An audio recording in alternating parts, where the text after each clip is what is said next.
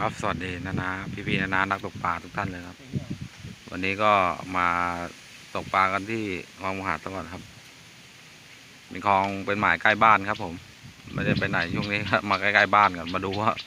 เป็นยังไงบ้างครับมีปลาอะไรเข้าบ้างยังครับหลังจากที่เคยตกไปหลายๆครั้งก็ส่วนมากจะได้เป็นพวกปลาตะเพียนปลาตะเพียนแดงตะเพียนขาวปลานิลปลาอะไรพวกนี้ปลาขยงเดี๋ยววันนี้มาดูกันครับว่าจะมีแต้มกี่แต้มจะได้ปลาอะไรบ้างครับผมเดี๋ยวมาดูกันครับครับพี่เจมส์โกกครับก็ยังพอมีตัวครับจับปลาจะแกะนี่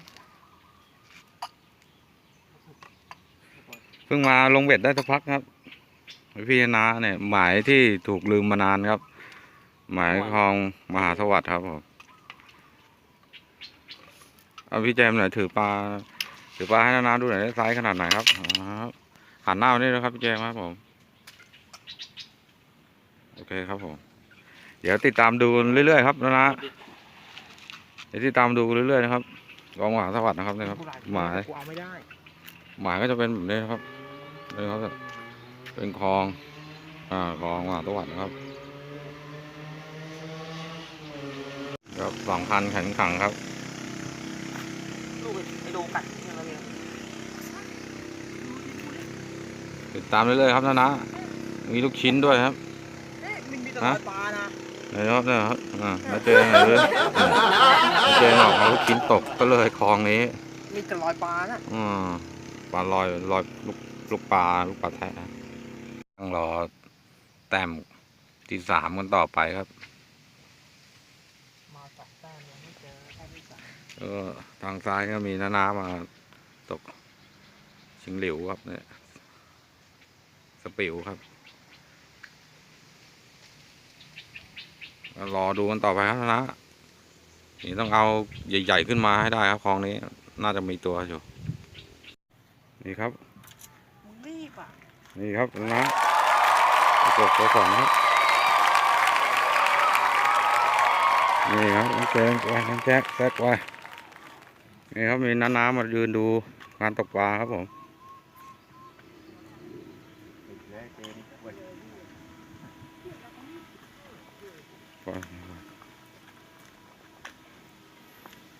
นี่ครับผมไร้สวยครับนี่ครับผู้วัดครับน้องแซกน้องแซกถือหน่อยมองมาที่หน่อยโอเคของธรรมชาติก็จะมีเรือมีอะไรครับตกกันไปครับบรรยากาศรอบข้างครับผมก็จะมีเรือขายสินค้ามีเรือ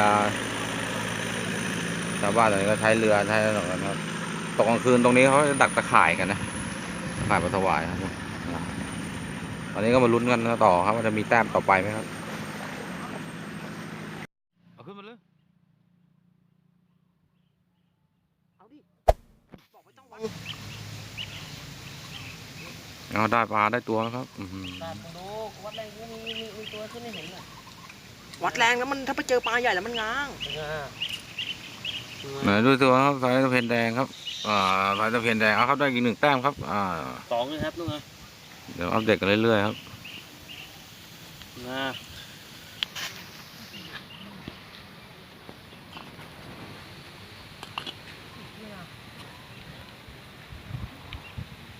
แข่งครับไฟสวยๆเยอะครับนะ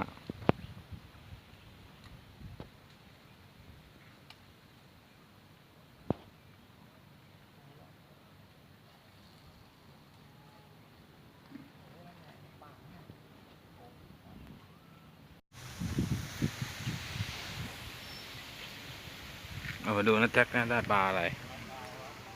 ดูนะแจ็คครับได้ปลาอะไร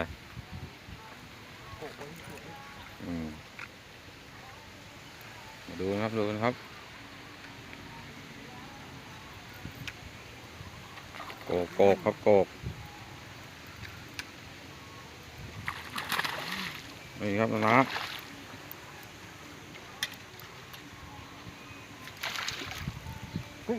แท็กมาช้อนกี่ดูจะหลุดแล้วแท็กหลุดนะเกาะไม้เฮ้ย ครับผมเป็นไทยครับ มานี่มานี่ นี่ครับนะจากที่เรารอกันมานานครับได้ของใหญ่กันมาอีกแล้วนี่ครับผมนี่รอกันมาพักใหญ่ครับ จำไม่ค่อยโตเท่าไหร่ตัวนี้ นี่ครับนี่ครับโอ้โหนัดแจงสุดยอดครับรอดูต่อไปครับมาหลังจากที่ได้ตะโกกตัวกี้ก็มาลุ้นกันต่อครับนะ เข้าเลย ปลาก็ยังตามกันอยู่ครับ ตามมาต่อเนื่องครับเนี่ยตะกี้ก็ได้ลูกตะโกกมาตัว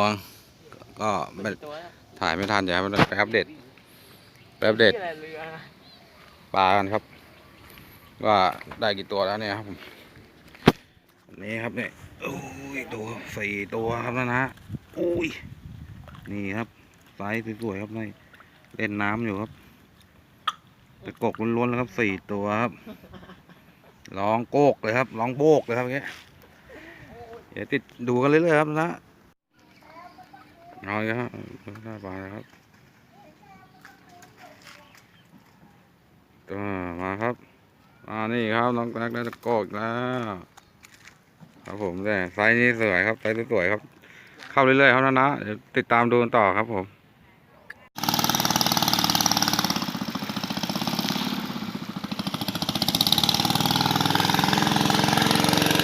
ครับระหว่างตกปลาก็จะมีบรรดาพี่ปานาอาขับเรือกันไปกับเรือกันมานะครับ แต่ปลาก็ยังกินอยู่นะครับถือว่าโอเคครับก็ยังกินอยู่เรื่อยๆครับตอนนี้ก็5 โมงจะครึ่งแล้วนะได้ตะโกกล้วนๆเลยครับวันนี้มีตะเพียนแดงอยู่2 ตัวครับ2-3 ตัวนะครับตะเพียนนอกนั้นตะโกกล้วนๆเลยครับไงนะเจมส์กับน้องแซคเฝ้าเบ็ดกันไปครับ ผมก็นั่งคอยให้กำลังใจครับวันนี้ เอากันให้มันมือเลยครับปลากินก็ไหลก็วัดกัน2 คนเขาครับติดตามดูเลยครับแล้วอีกสักพักคงได้กลับครับได้เปล่าถึงก็เบ็ดหัวทิ่มเลยครับนะเบ็ดหัวทิ่มเลยครับช็อตนี้ถอยไปทางแล้วดูกันครับมาดูกันครับได้ตัวปลาอะไรไหนนี่ครับนี่ ตะเพียนกำลังบอกโอ้ตะเพียน ได้ตะเพียนมาตัวครับวันนี้ สังดีอ่ะ โอ้โหน้องแจมครับโอเคครับ เกี่ยวหน้าเกี่ยวหน้าครับหน้าเมย์นะครับ ไอ้เหี้ยนี่พากูหน่อย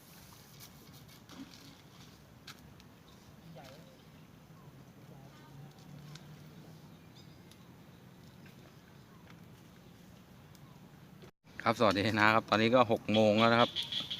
6 โมงแล้วบรรยากาศก็รู้สึกเริ่มมืดแล้วเดี๋ยวตอนนี้เราก็เก็บของกำลังจะกลับกันแล้วนะครับผมเดี๋ยวยังไงเดี๋ยวผมจะให้อัปเดตให้ดูปลาวันนี้นะฮะหมายคลองมหาสวัสดิ์นะฮะว่าสุดยอดแค่ไหนครับวันนี้ตะโกกเข้าล้วนๆเลยครับจากที่ไม่เคยได้มาก่อนตะโกกในคลองนี้เป็นครั้งแรกด้วยครับที่ได้ตะโกกเยอะด้วยครับ5-6 ตัวแล้วครับเดี๋ยวไปดูกันครับนี่ครับนะ นี่ครับ